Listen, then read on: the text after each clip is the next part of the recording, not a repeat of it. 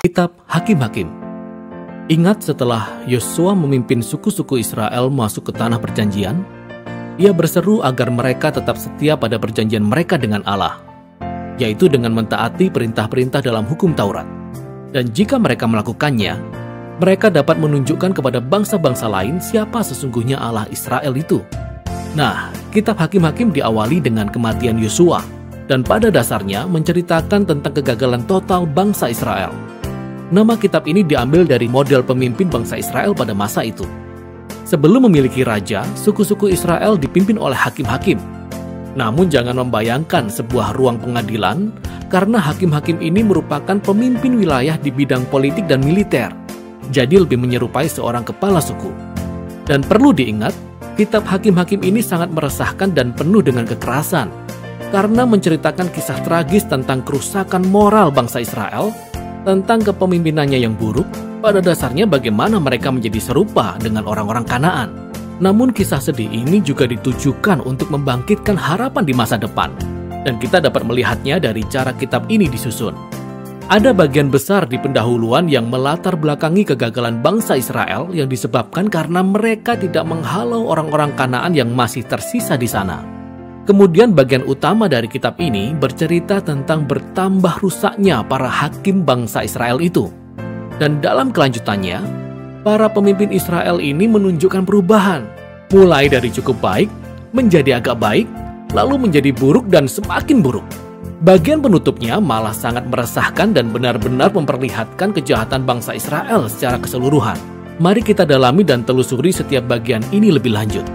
Bagian pembukaan diawali dengan suku-suku Israel yang menempati wilayah mereka masing-masing di tanah perjanjian. Walaupun Yosua sudah mengalahkan kota-kota penting di Kanaan, tetapi masih ada banyak daerah yang harus direbut dan banyak orang Kanaan masih tinggal di situ. Jadi pasal 1 memperlihatkan sebuah daftar panjang dari penduduk Kanaan dan kota-kota yang belum dihalau oleh bangsa Israel dari negeri itu.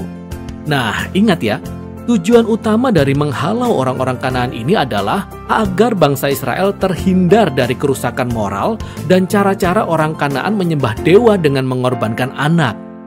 Allah memanggil bangsa Israel untuk menjadi bangsa yang kudus, tetapi sayangnya hal ini tidak terjadi. Pasal 2 menjelaskan bagaimana bangsa Israel dengan mudahnya bisa hidup berdampingan dengan orang-orang Kanaan dan mengadopsi semua kebiasaan budaya dan agama mereka. Dan disinilah kisah ini terhenti. Hampir di seluruh pasal ini, sang narator memberi kita ringkasan dari segala sesuatu yang akan terjadi pada isi kitab ini. Menurut sang narator, bagian dari sejarah Israel ini merupakan serangkaian siklus yang bergerak seperti spiral yang menurun. Jadi bangsa Israel ini menjadi seperti orang Kanaan, sehingga mereka berdosa terhadap Allah. Oleh sebab itulah, Allah membiarkan mereka dikalahkan dan ditindas oleh orang-orang Kanaan. Namun akhirnya orang-orang Israel ini menyadari kesalahan mereka dan bertobat. Karena itu Allah membangkitkan seorang penyelamat, yaitu seorang hakim dari antara bangsa Israel yang akan mengalahkan musuh dan menghantar mereka ke era damai. Tetapi akhirnya bangsa Israel kembali berbuat dosa, dan semuanya akan dimulai dari awal lagi. Siklus ini menjadi pola dan alur penulisan dalam bagian utama dari kitab ini, dan akan terulang dalam setiap kisah dari 6 hakim utama yang diceritakan di sini. Nah, kisah dari 3 hakim pertama, Otniel, Ehud, dan Deborah, adalah kisah petualangan yang sangat hebat, namun penuh dengan pertumpahan darah. Baik hakim-hakim itu sendiri, maupun orang-orang yang menolong mereka. Semua berhasil mengalahkan musuh dan menyelamatkan orang-orang Israel. Kisah tentang 3 hakim berikutnya berlangsung lebih panjang dan berfokus pada karakter mereka yang tercela dan makin bertambah buruk. Nah, Gideon memulai dengan cukup baik. Meskipun awalnya ia seorang pengecut, tapi akhirnya ia percaya bahwa Allah sanggup menyelamatkan bangsa Israel melalui dirinya. Jadi ia berhasil mengalahkan tentara Midian yang sangat besar hanya dengan 300 orang yang membawa obor dan buyung tanah liat. Namun Gideon memiliki temperamen yang sangat buruk. Ia membunuh sesama orang Israel yang tidak mau membantu dia dalam peperangan. Dari sinilah semuanya menjadi semakin buruk. Gideon kemudian membuat patung berhala dari emas yang ia jarah dalam peperangan. Dan setelah ia mati, seluruh bangsa Israel menyembah patung itu sebagai Allah mereka. Lalu siklus pun dimulai lagi dari awal. Hakim utama berikutnya adalah Yefta, seorang perampok kejam yang tinggal di perbukitan. Ketika keadaan bangsa Israel sudah sedemikian buruknya, para tua-tua Israel datang kepadanya memohon bantuan. Nah, Yefta adalah seorang pemimpin yang sangat hebat. Ia memenangkan banyak peperangan melawan orang Amon. Namun sayangnya, ia tidak mengenal Allah bangsa Israel. Ia mengira Allah Israel sama seperti dewanya orang Kanaan, sehingga ia bersumpah akan mengorbankan anak perempuannya jika ia menang perang. Kisah yang tragis ini menunjukkan betapa dalamnya bangsa Israel telah jatuh.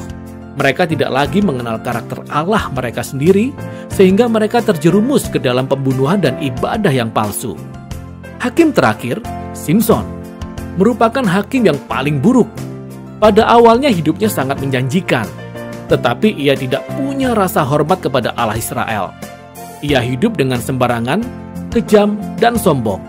Simson memang memperoleh kemenangan yang brutal dan strategis atas orang Filistin, tetapi ia menang dengan mengorbankan integritasnya sendiri. Dan hidupnya berakhir dalam sebuah pembunuhan massal yang mengerikan. Nah, ada catatan singkat di sini. Kita dapat melihat sebuah tema yang berulang di bagian utama kitab ini, yaitu pada saat-saat yang menentukan. Roh Allah memberi kuasa kepada setiap hakim-hakim ini, sehingga mereka mampu menyelamatkan bangsa Israel dengan luar biasa.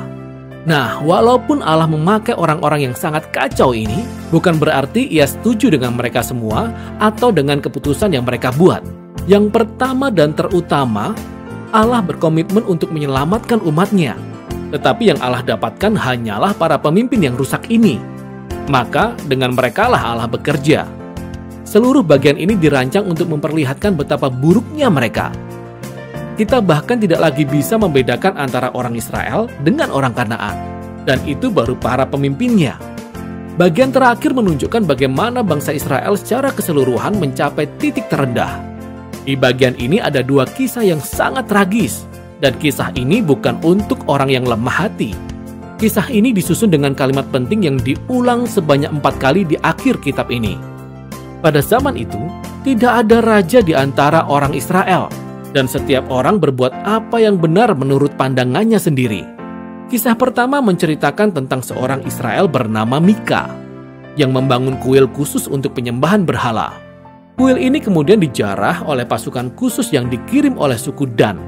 Mereka datang dan merampas segalanya, kemudian mereka pergi membakar habis kota Lais yang aman dan tentram, serta membunuh semua penduduknya. Kisah yang sungguh mengerikan. Ketika bangsa Israel melupakan Allah mereka, maka orang yang paling kuatlah yang berkuasa.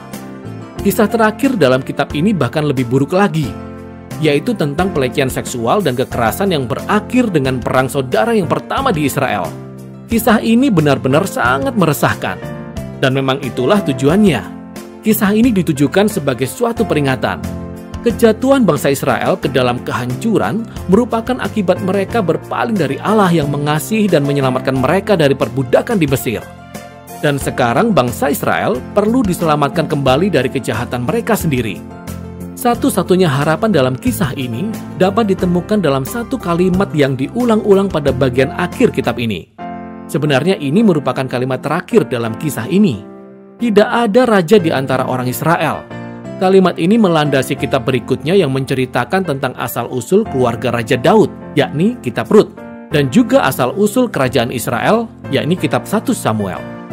Namun kisah hakim-hakim ini memiliki nilai tersendiri sebagai sebuah tragedi. Kisah ini memberi penjelasan yang dalam tentang kondisi manusia dan pada akhirnya menunjukkan betapa perlunya kasih karunia Allah untuk mengutus seorang raja yang akan menyelamatkan umatnya. Dan itulah kitab Hakim-Hakim.